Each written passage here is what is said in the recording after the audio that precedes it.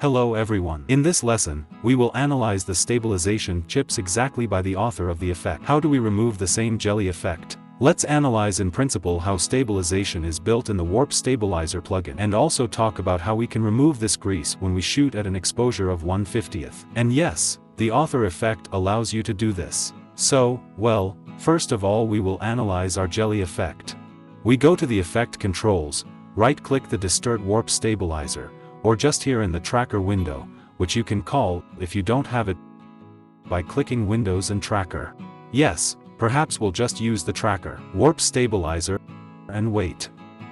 Well, in principle, as always. So, our stabilizer has finished stabilizing, now we'll see what he did to us there. Spoiler alert, there will be game.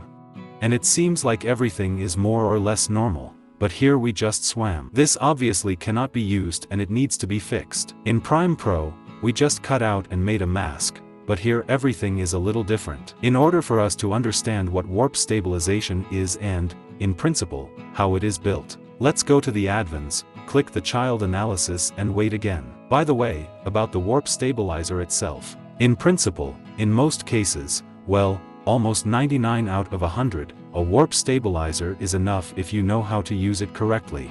What should we do now? And now there is a little such magic. That's what everything is basically built on. Click on the Show Track Points button. Bada-boo. So, we see these little trackers here. And as we see on our character, there are many times more of them than on the environment. That's exactly what we need to fix. In order for our warp stabilizer not to track both the character and the background, we need to remove the track point from the character. This is done quite simply. We go to the beginning, just hold down the left mouse button and pull this lasso around our character, and click Divides. And so it needs to be done throughout the entire track. By the way, it is not necessary to be absolutely 100% accurate in this action, since one tracker point will not solve anything. Therefore, if you missed some point somewhere, then don't worry, it really won't solve anything.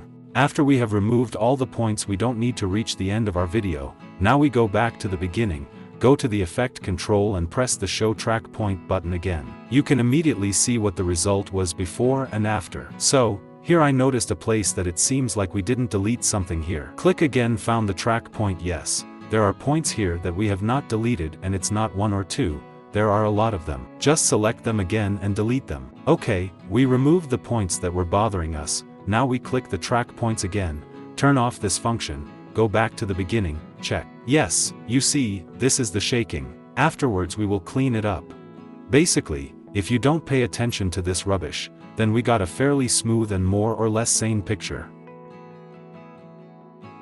Despite the fact that we did not configure the plugin in any way, we more than just removed the extra track point, that is, the extra tracker points. And we have default settings of 50% stabilization and SAP space watts. So, what do we do next? And then we'll put it aside for now, because we'll come back to that later. Rating by point. You know those moments when we have a camera that tracks to the ear of a running person. I do not know why they like to crack it to the ear, it looks strange enough to me, but there are still options when this method really works and helps. For example, here's how in this case, where a person walks along a fence, the picture that is behind him is constantly changing. And if we try to stabilize it, then trackers will constantly flash like this.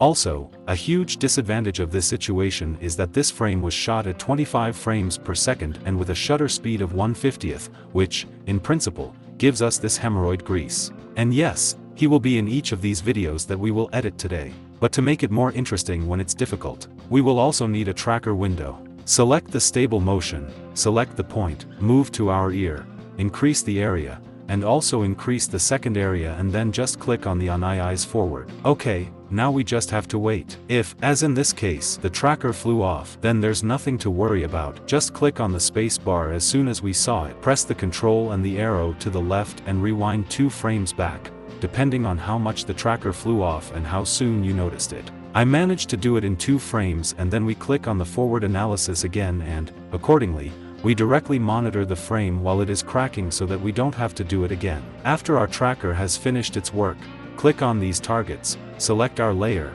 If you don't know if you have several layers there, click OK. Apply, X and Y.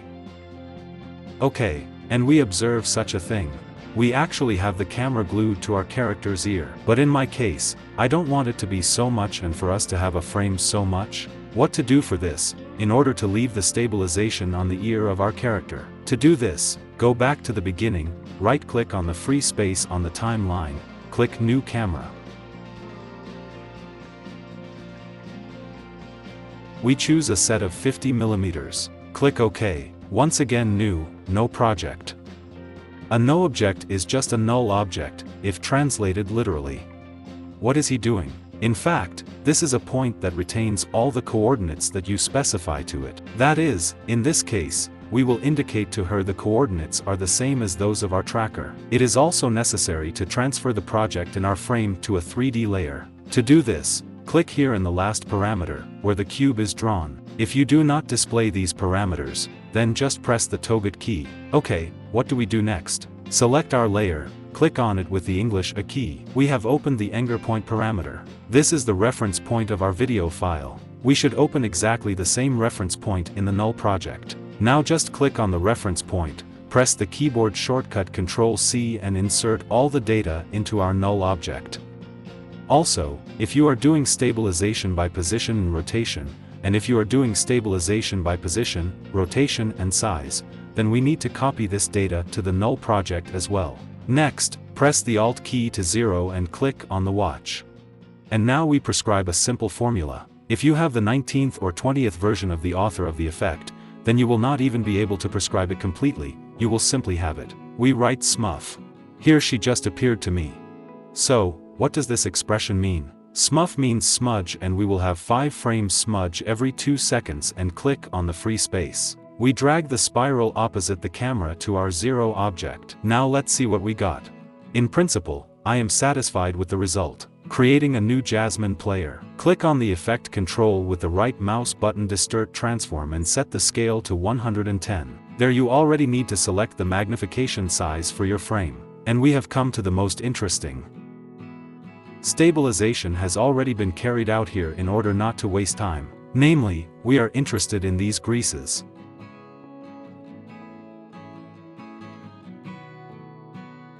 Oh, terrible. Let's drag to the grease.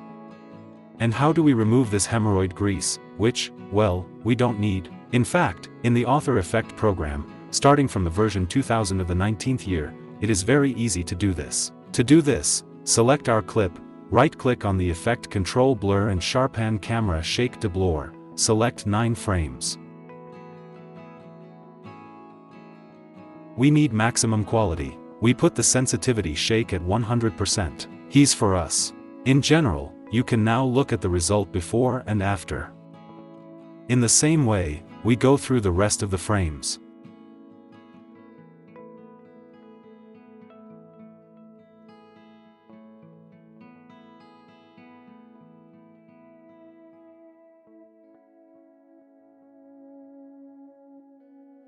Well, that's all for today. Thank you all for watching. Subscribe, like and comment. Bye.